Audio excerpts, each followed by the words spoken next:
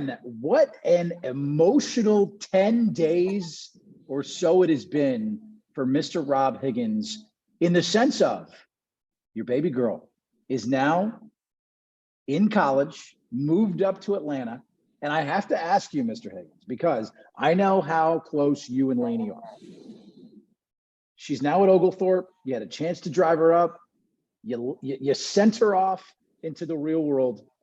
Over under about 20 minutes of crying for Mr. Higgins when that day finally came. And it's over. Coach, it's like a week later and I'm hanging on by a thread. If anybody has any great psychiatrist recommendations, just DM me on Twitter. I am open to them. Certainly miss her a lot, but on the same side of things, very excited for her, relieved that she's off to a great start and enjoying it. But for those parents that haven't had a chance to drop their kids off at school yet, my goodness, it is a difficult thing. Welcome to the Game Day Everyday Podcast. Ryan Bass, Rob Higgins here with you. Rob, I remember when my parents dropped me off at UCF and my father and stepmother drove me up. I mean, I remember the tears streaming down my dad's face, and I'm like, "What, Dad?" Yeah, but that was different. Those were tears of joy of finally getting rid of you. Like, this was truly like, we're gonna miss each other, Ryan. Touche. That totally makes sense. But no, in all seriousness, we're so proud of Lainey, and I cannot wait, Rob, to see the success that follows her at Oglethorpe. And I know that you're going up here in a few weeks to watch one of her matches, right? I know that you plan to head to Oglethorpe pretty often to watch her in person. And so just your level of, I know you're beaming with pride, but just how proud you are and how excited you are to see her in this next chapter. I am. We may not have been ready, but I can tell you she's ready. From a standpoint, what a great kid. We're just honored to be her parents, and certainly we look forward to this new journey for her. It's different, but we're excited for her. And I can tell you, there's probably no better distraction after dropping her off than going right into major event mode with the US Gymnastics Championships here. So the timing of that actually ended up working out well, but certainly we're wishing her the best and staying in regular contact with her to follow her journey. What a successful USAG championships it was here at Amalie Arena and in Tampa. There was history that was made. There were superstars that were born. And it truly was a few days of magic here in Tampa. And I think the USAG community got a chance to really see how great our community was. Can you take me through, Rob, just some of the highlights and moments for you that really stood out, and what was a really powerful, few days of gymnastics here at Amalie Arena and here in Tampa? But yeah, I think it all starts with the partnership between Team Tampa Bay and USA Gymnastics. When you have a mutual alignment with a priority around both the fan and athlete experience, that's where special things can happen. And so we were so fortunate to get a chance to work with Lili Leung, as well as the entire USA Gymnastics team, Scott Cole, Lauren Turner. I mean, just so many great people. And it was so fun being in the trenches with them and trying to make some special things again happen. And whether it was, the Congress that took place at the Tampa Convention Center, that was the most attendees that they've had in several years. I think it was over 2,500, to the crowds that we had at Amalie Arena each night. There was so much energy in the building, to the Flip Zone Fan Festival that was right on the doorsteps of Amalie Arena. It was awesome. And the biggest thing I think was we haven't hosted elite gymnastics in so many years. So the opportunity for our community and our community's kids to get a chance to witness this sport at this level was truly invaluable. Our kids were able to dream in a really profound and unprecedented way. And I can tell you, I would bet, the gymnastics clubs around here see their membership go up as a result of it, because they got to see some really special athletes do their thing And now I think they're inspired and certainly will be motivated to follow in their footsteps. It was the first USA Gymnastics Championships that were staged here in the Southeast since 2004. So a lot has changed since '04, and it was really cool to see this event return, here to the Southeast. And one of the coolest moments for me, Rob, and I think Tampa will long be remembered, is truly a breakthrough event for USA Gymnastics, especially in the case of Shilese Jones, Konnor McClain, and Jordan Chiles, who made history. The first time ever we saw 3 Black women at the podium at the USA Gymnastics Championships, with Konnor McClain obviously claiming the top spot. She had an unbelievable week at USAG, but just reliving that moment, Rob, it gives me chills. And Tampa will live on in history for that groundbreaking moment. How did that resonate with you, and how cool was it to see our city make history in that way? We always love to be a part of history, and certainly that is a really special and historic moment.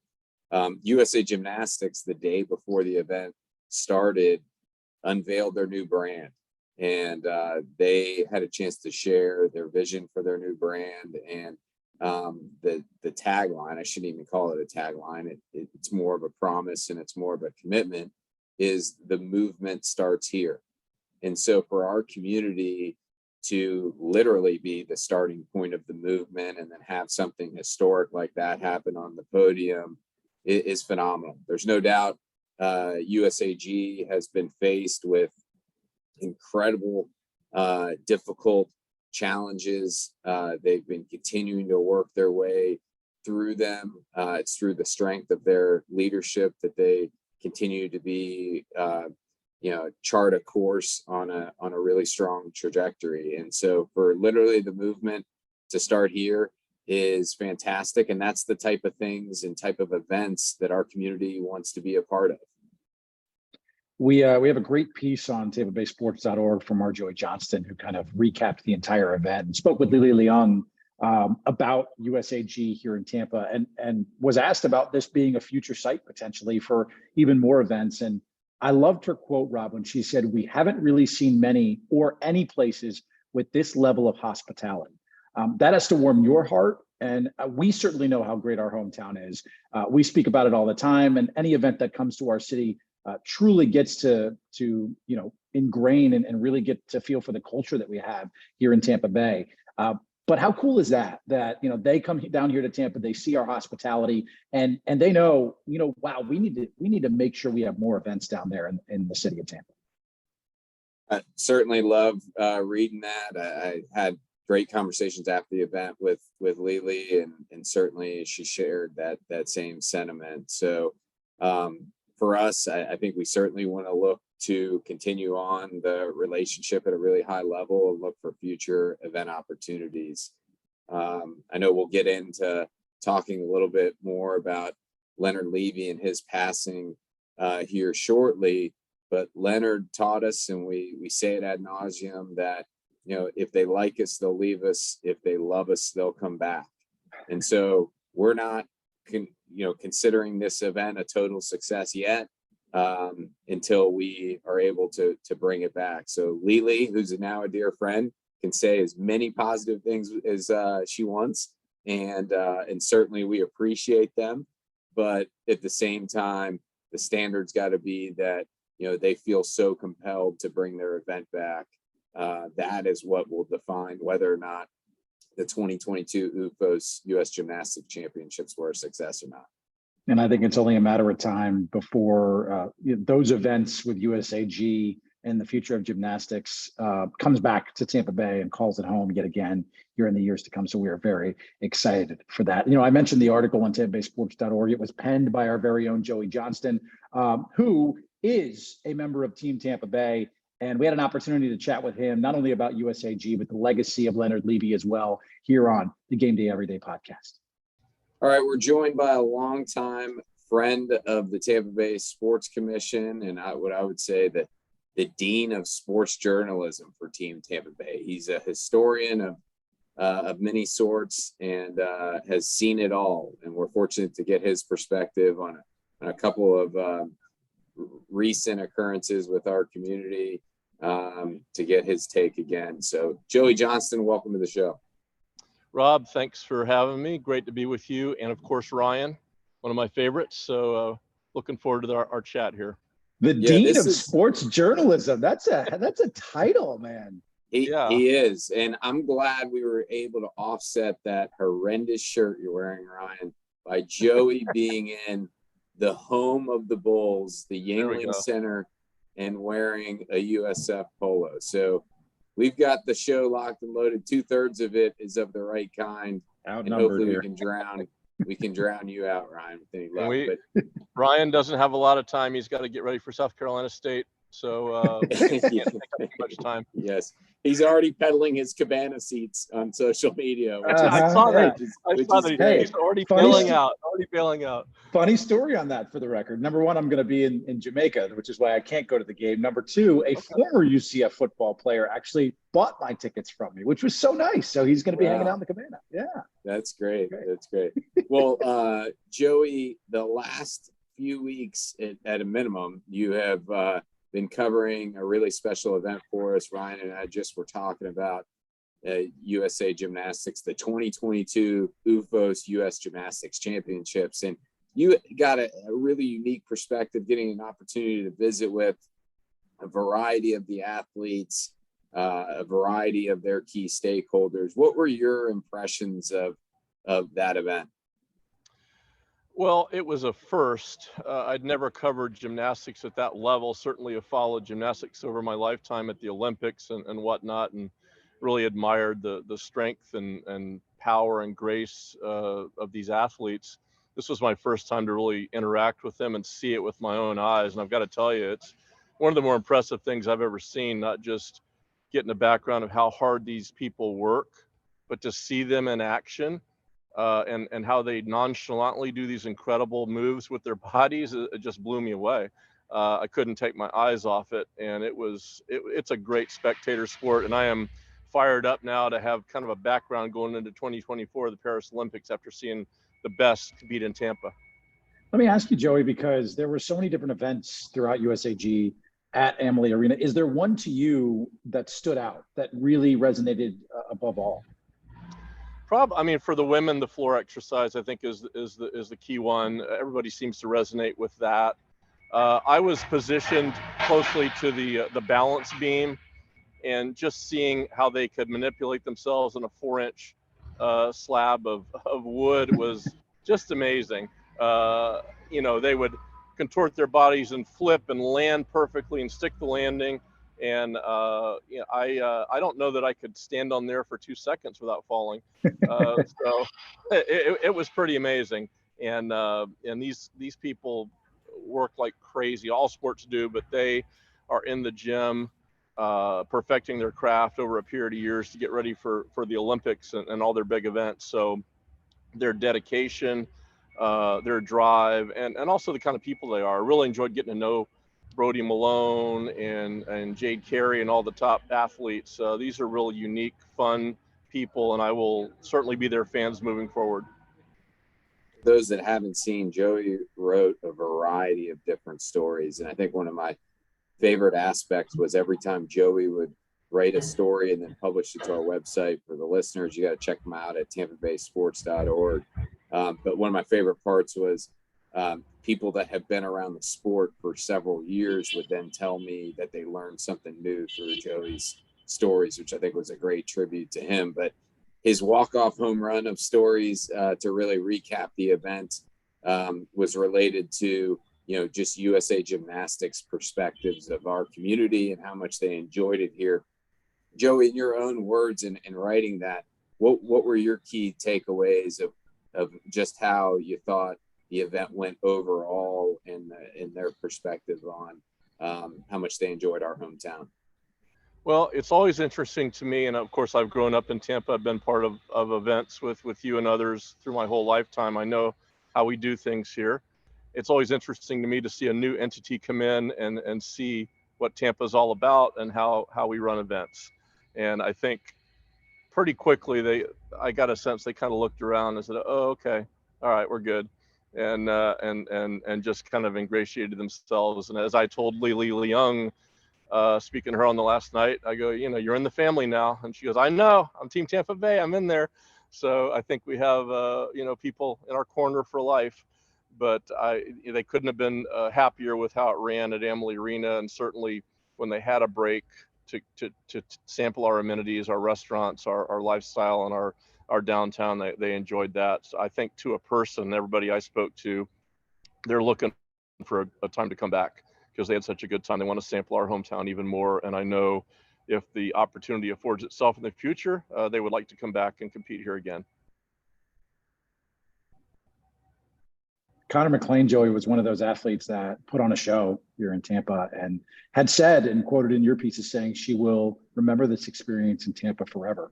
Will you remember your experience of covering her at this event? Because not only did she have a historic event, but when you're in the same conversation as a Simone Biles in terms of your senior nationals debut, that's something special.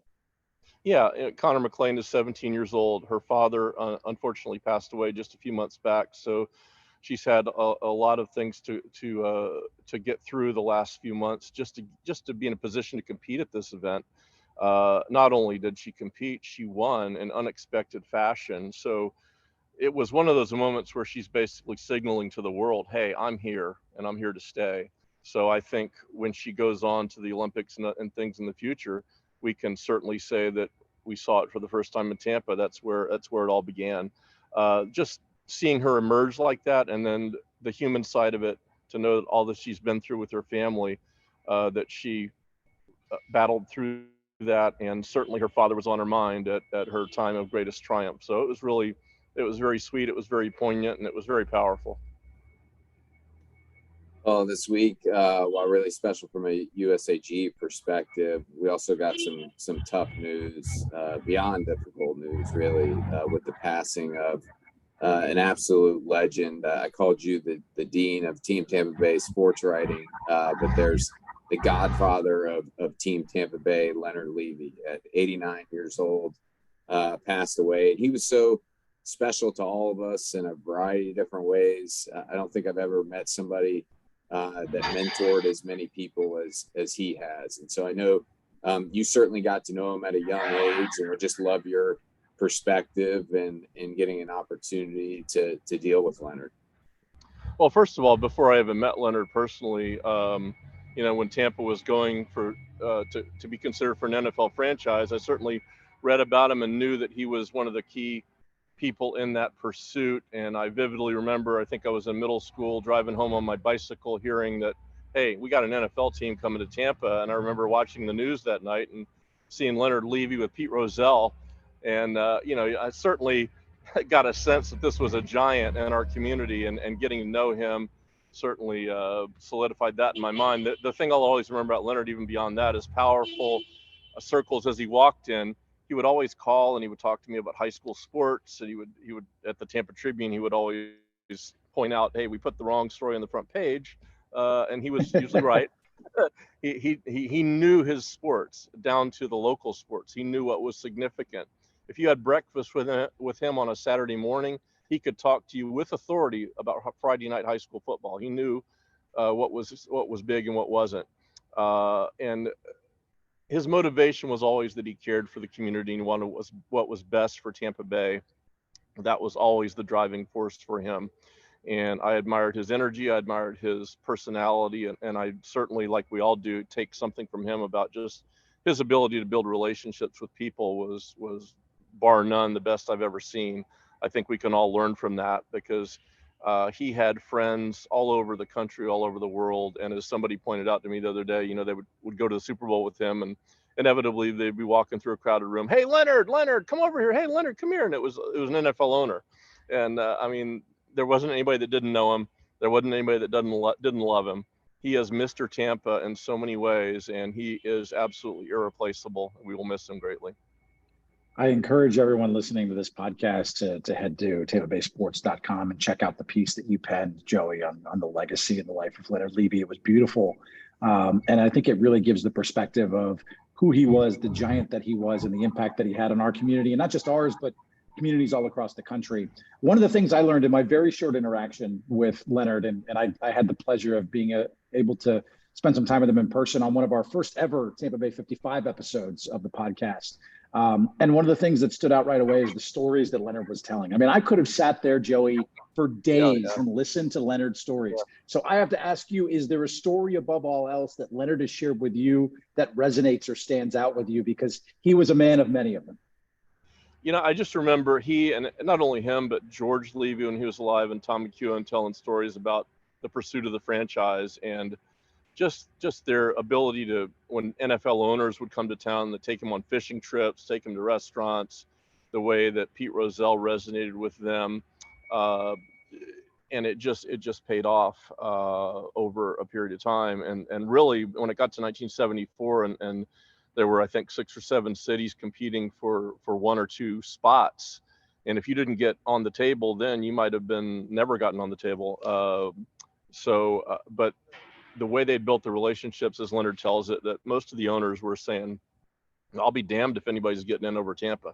You know, that was how strongly they felt about this community. And really that started with Leonard, his ability to forge these relationships, to make the owners see our community, but also know that we had great people here that they could work with. And that has carried on through the Super Bowls. The story I always heard from Jim Steig, or everybody who's from the NFL side that ran the Super Bowl, says, no place like Tampa. No place like Tampa that can solve problems, that can deal with people. Every other community, New Orleans, Los Angeles, it's like a political quagmire. You come to Tampa, you say, hey, here's what we need. The key people say, okay. And the next thing you know, it's done. And that started with Leonard. And we all learned from Leonard how to do that. And hopefully we'll carry that forward as in his passing, in his memory. Joey, thank you so much for all of your hard work in capturing Leonard's essence. The article, again, on our website at tampabaysports.org is truly phenomenal. I'm sure you could have used several more pages, and the story could have gone on forever, but you painted the right picture of it, as you did as well with everything that took place with the US Gymnastics Championships over the last week. So we appreciate all your hard work and telling the story of everything going on, and we look forward to a great run ahead with you as well. Yep, my pleasure. Nothing better than being part of Team Tampa Bay, Rob. Thank you so much. That's right. Go Bulls. See you, Ryan.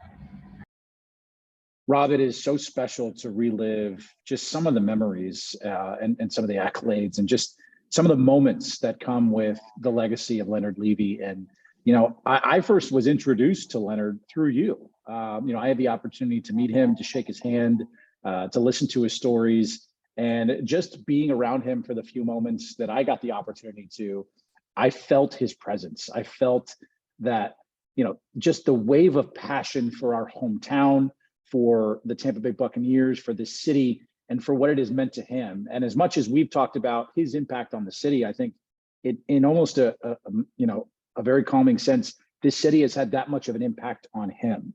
So I just, you know, I'm curious from your perspective. You've had so many lunches with Leonard. You've had many, many opportunities to speak with him one-on-one. How would you define the legacy of Leonard Levy? I had the opportunity to meet Leonard when I was probably 21, 22 years old at the time.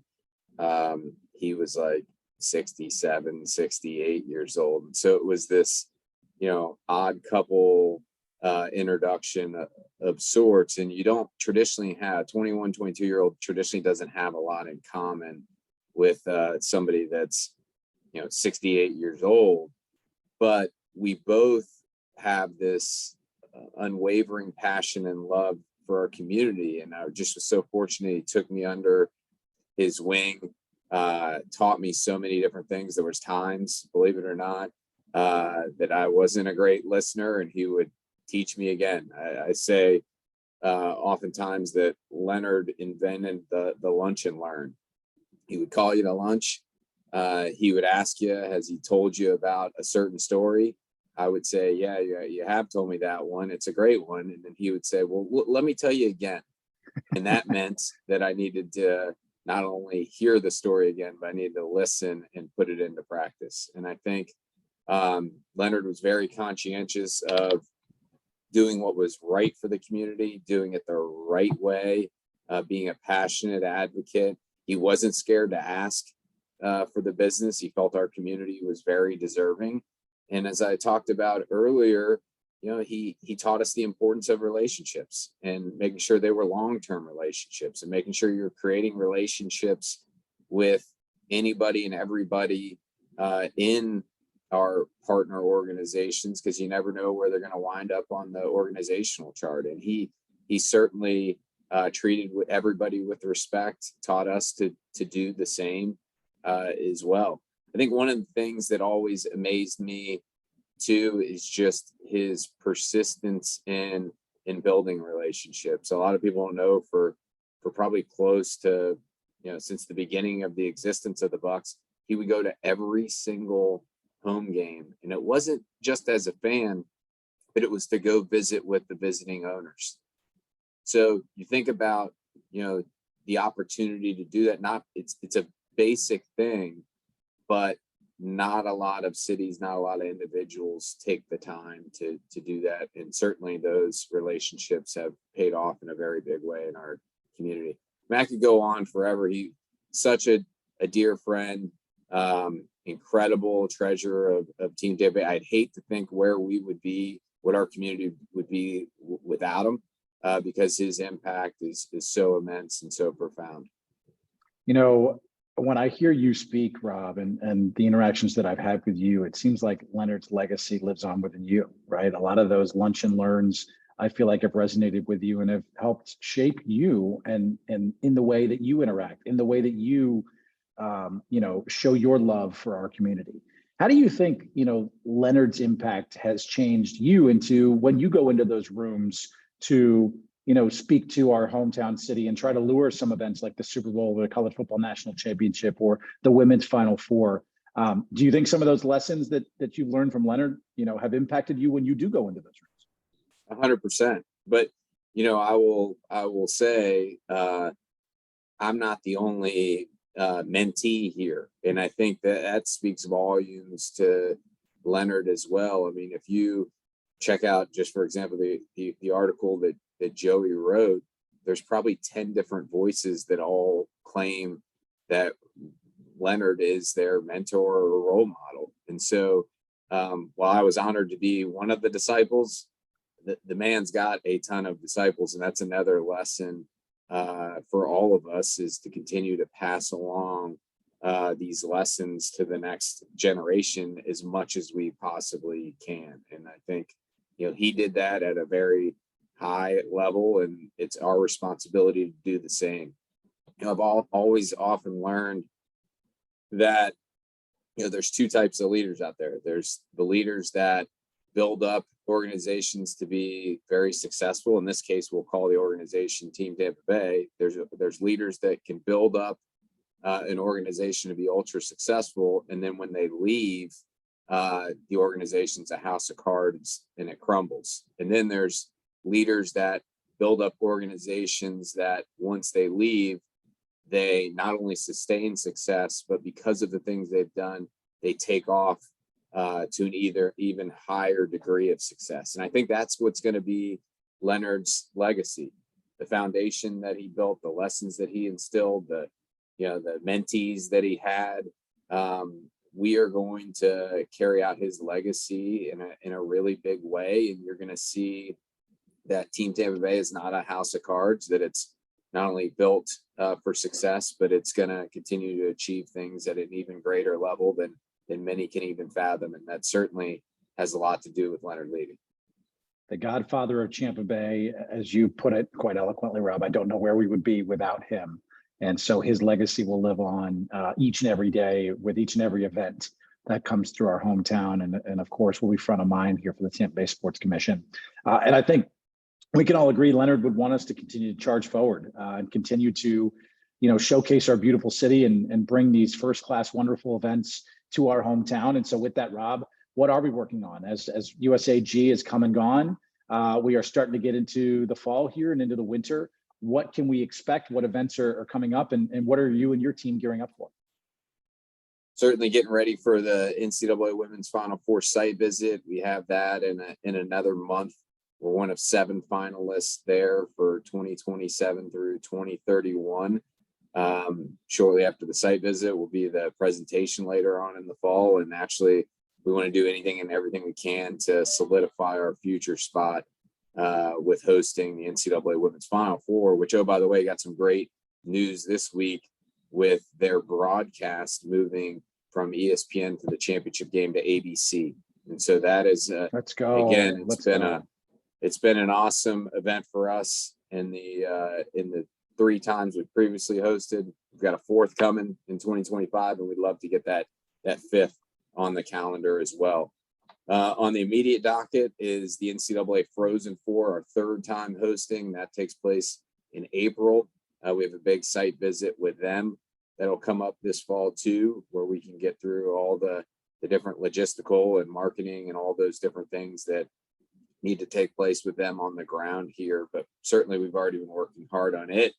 And in October, we have our 8th edition of the Tampa Bay's Tailgate Taste Fest, which will happen October 15th at Curtis Hickson Park. Jenna and Jordan on our team have been gearing up for it as well. And we know it's going to be another special day out at Curtis Hickson. So a lot of things happening in terms of events we're hosting. There'll be some announcements coming up soon as well for some different events. And we look forward to, again, carrying on all the momentum that Team Tampa Bay has going on right now. Certainly excited for the fall and for all the events to come. What I'm certainly looking forward to, though, maybe more than most, is a weekend that occurs around Thanksgiving each and every year. It's usually on Black Friday. This year, it could be on Saturday. But UCF and USF, buddy, we bid farewell to our friends there this year as we move on to the Big 12 and the Power 5 conferences after this year. Sorry to leave you guys behind, but I am looking forward to that one last rendezvous before we go on to bigger and better. Yeah, I think that's our chance to not only even the score, but end it the way that it really started in the first 6 occasions that we handily defeated UCF. So it's going to be interesting. It's going to be a fun season. I love the prospects that the Bulls have here. I mean, they have put together a heck of a roster. QB situation certainly is going to be special, and I'm looking forward to a great season. Kicks off next weekend when they host BYU, which obviously is a really strong opponent. I know Florida opens with a really strong one too. So it's going to be interesting to see how it all shakes out. But certainly the game that everybody has circled is the one right after Thanksgiving. Florida. You had to throw that one. You had to throw the little dig in there right before college football season begins, hey, buddy. The Golden Knights. I mean, they're fantastic team, and I'll look forward to seeing how it shakes out here in November. Maybe you'll learn that we did drop the Golden in 2007 when we moved to the Big 12 next year. Oh, gotcha. Noted.